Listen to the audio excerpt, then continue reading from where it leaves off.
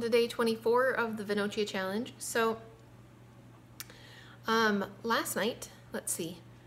Okay, let's talk about food quick. So last night I had apple cider vinegar with juice, and I put a tablespoon of the chia seeds in it, and that just really doesn't work out well when you're trying to do a drink. It just floats on the top and it sticks to the glass, and I just needed a way to get the chia seeds in me quickly, and yeah, that didn't work out very well. I'd got them, but just not very well. So anyways, so I got those two things done, and then last night at work I had an Amy's Daya macaroni and cheese that's vegan and gluten-free, super not healthy, very tasty. Except my stomach hurts now, so I'm not sure if it was all the grease and oil. I don't have a gallbladder, so I'm not sure if it was all the grease and oil in that did it or what. I'm not sure. But anyways, my stomach doesn't feel very good. But anywho, and then I had some guacamole with carrots. So I've got almost everything done except I need 1 more tablespoon of chia seeds, which I'm probably not gonna get the whole tablespoon. Need some oats and the apple cider vinegar, which is super easy because I'll just put some in some juice this morning and drink it and it'll be just fine. So I found a recipe online a while ago that I wanted to make that is called carrot cake oatmeal cookies, I think is what its name is. Anyway, it's from amyshealthybaking.com. And I will put a link in the description box below so you guys can go and look at her blog. But you have to read the instructions on this one because it's not typical baking in terms of the way I bake and I just throw everything together and hope for the best kind of thing. No, it's very precise. So I did mostly what it said. So one of the things that the ingredients, I put this together last night before going to work because you have to let it sit for 30 minutes before you can scoop it out and put it on a tray and cook it. But obviously it's been a lot longer than 30 minutes, but it said in the instructions that it's okay, just make sure that you've covered it with plastic wrap in your refrigerator if you're gonna leave it for more than 30 minutes, which I did do that. But one of the things that it says in there is that if you scoop out, the first ingredient is 1 cup of oats.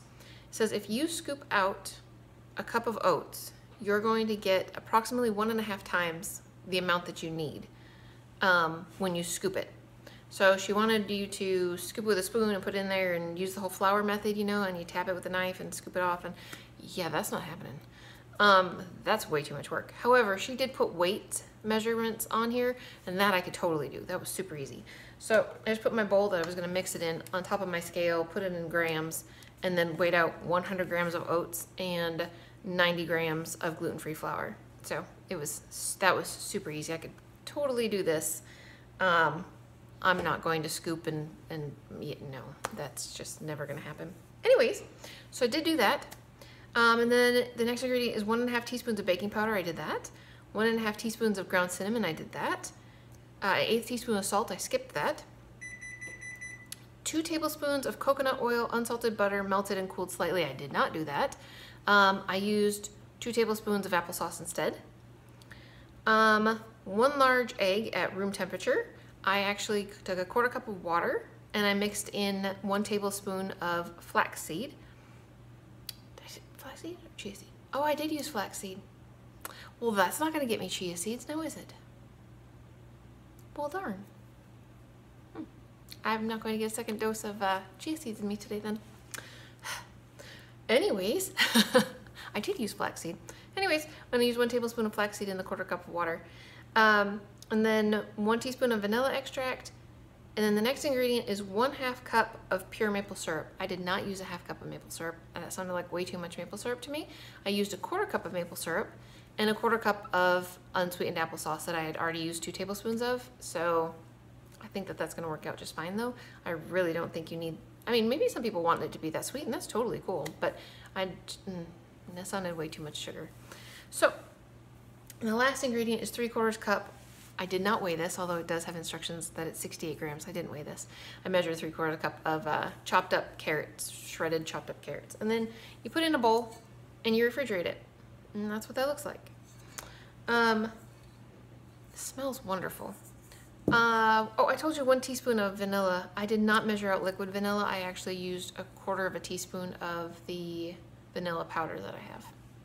So I did do that. So basically, it's very specific about how you measure your oats and your flour. It's very specific about you have to put it in the refrigerator for half an hour before you go to make it. Otherwise, she said it'll turn into one big flat, super thin pancake cookie, which is not really the goal in this case, obviously.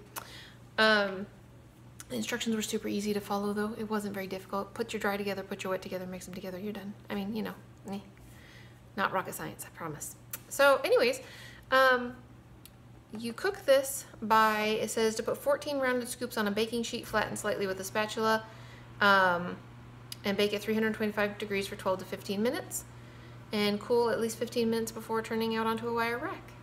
So I'm going to scoop these with my ice cream scooper and flatten them slightly with the back of a fork and cook them. So that was the oven going off telling me that it was ready. So I'm going to do that, and then when they're done and they've been sitting for a little bit, I will come back and chit chat with you about how awesome these are, because I really think they're going to be wonderful. They smell super awesome.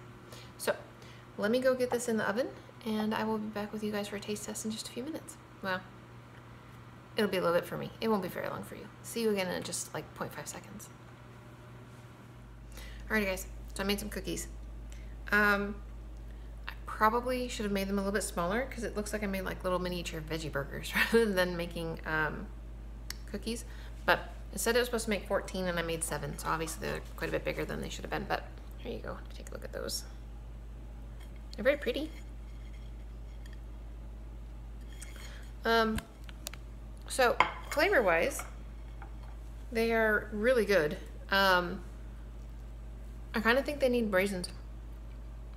I don't think carrot cake normally has raisins, but I kind of think they need raisins. Very good though. I would totally make these again. And I can make these boy-friendly by just leaving out the cinnamon and then changing the flaxseed to some kind of flour-based product, something else. I know, I'm sure I can figure it out. But anyways, these are very good. I would highly recommend that you guys give these a try. So yeah, that is it for me for the day. I'm gonna go enjoy a few cookies before I head off to bed, and I will talk to you again tonight.